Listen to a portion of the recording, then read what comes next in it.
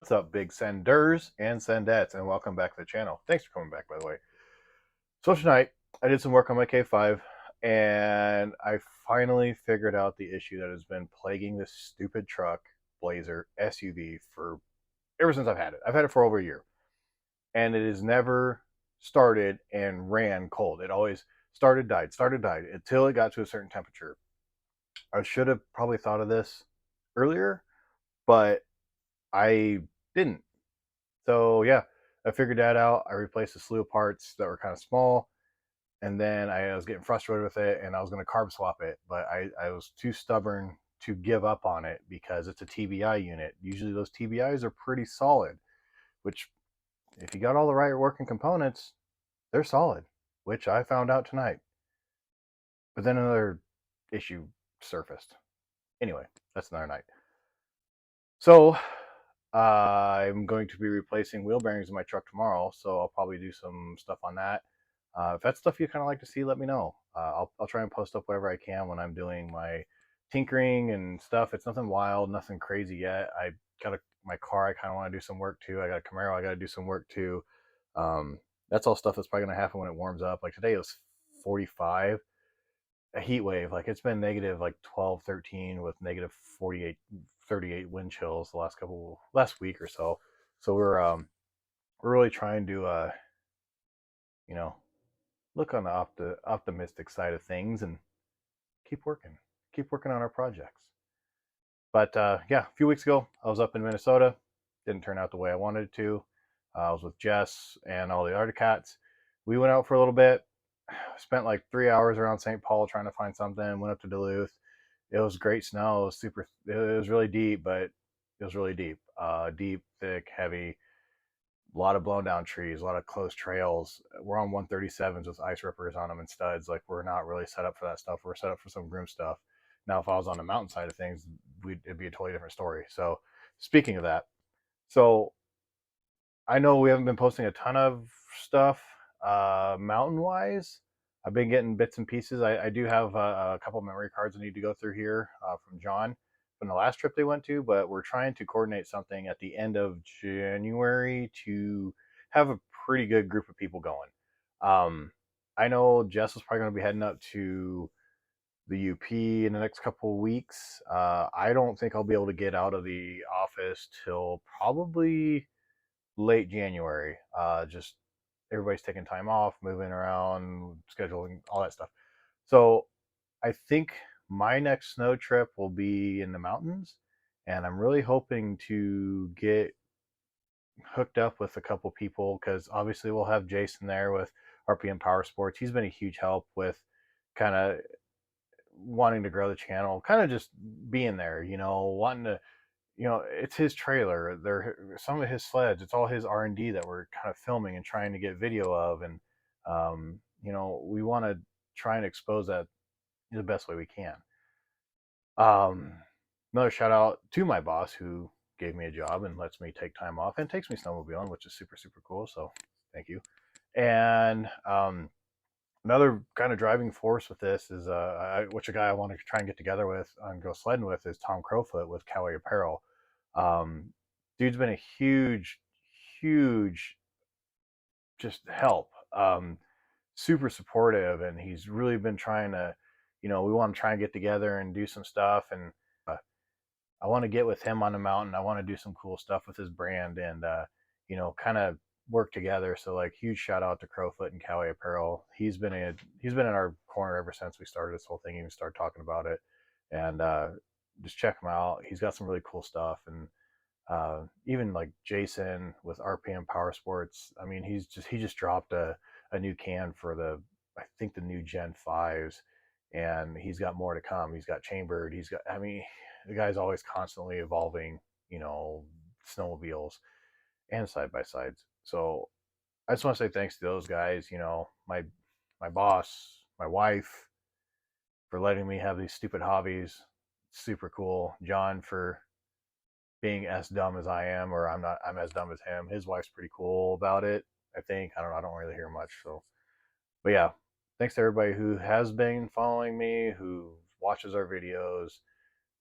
If you haven't, do us a favor, please just subscribe, like the videos, subscribe. It does help us grow, it helps give us more exposure. We want to bring you guys more.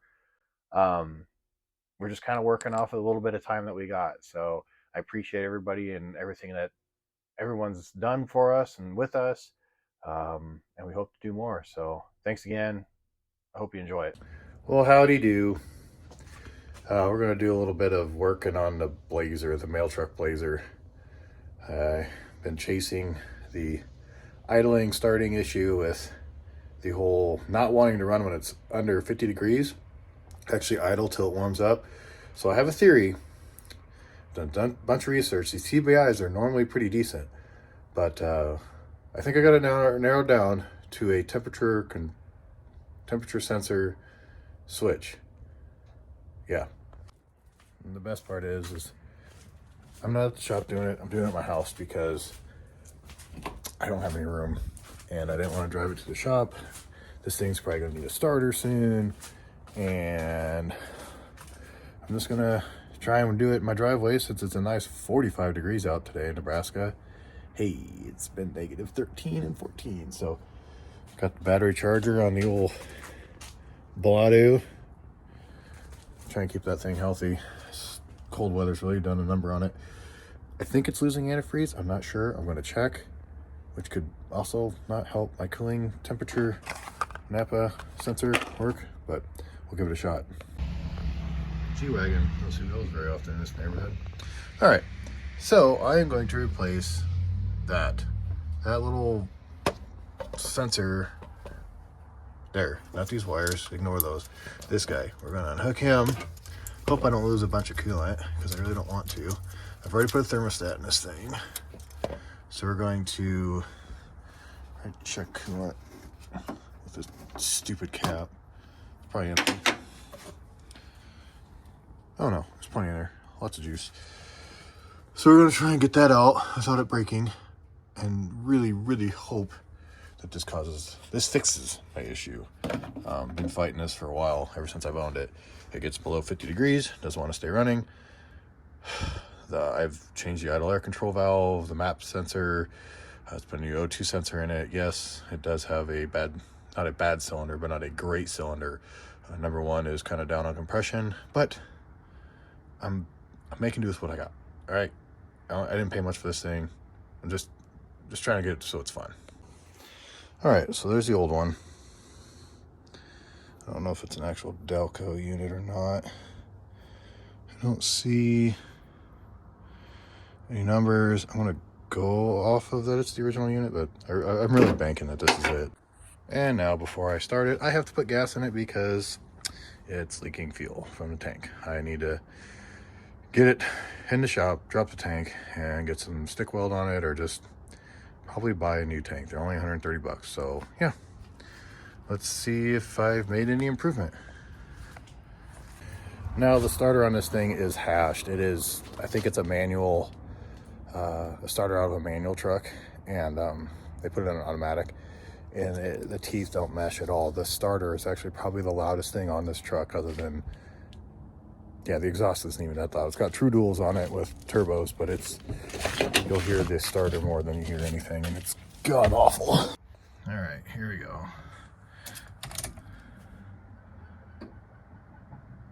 Ooh.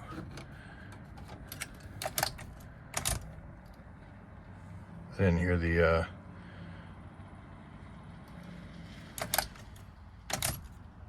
there's the fuel pump. Gotcha. All right, listen.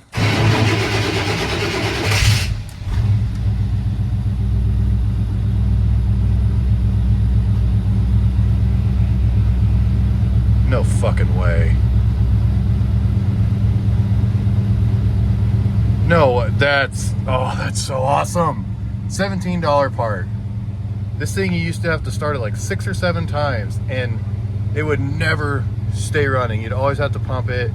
Oh, that makes me so excited. I can't believe it. I honestly am flabbergasted. It just runs like a top. Oh, you caused so much anguish. You have no idea how excited I am over this. This is like, I knew these TBIs were pretty decent. Like, I've had several of them, and usually they ran very well, but this one's been fighting me forever, and I have not had to start it again. It sounds amazing. Oh man, I'm so pumped. I'm so happy for this. Oh, I can't wait to drive it. So it's also kind of cool, aside from a lot of things. Yeah, my dash. Glove box fell off. No big deal. We got it. Needs a windshield. I got my 8-foot antenna, but I've been using it as a storage for stuff. So I got the old 700 out of there. That's a 4-bolt block. That's a 2-bolt block. That's sold, I think, maybe. That's gonna probably find a new home somewhere. I don't know. I need to get out of here, but there's a lot of weight in here. I need to get it out. Oh, the old front drive shaft. She's coming down on RPMs too. So it's getting up to temperature. Oh, this makes me so happy. I love it. That's so awesome. Well, went on a good cruise. Got it plenty hot. Started it a few times and yeah, the starter just pretty much laid down. Heat soaked. Started it 3 or 4 times in the driveway and needs a starter now. At least it stays running, I guess.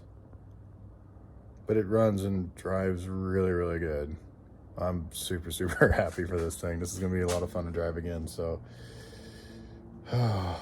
Just need to get the weight out of the back, put some speakers in the back, and, you know, the important things, and get a starter in it. So, thanks for watching. I'll have more later.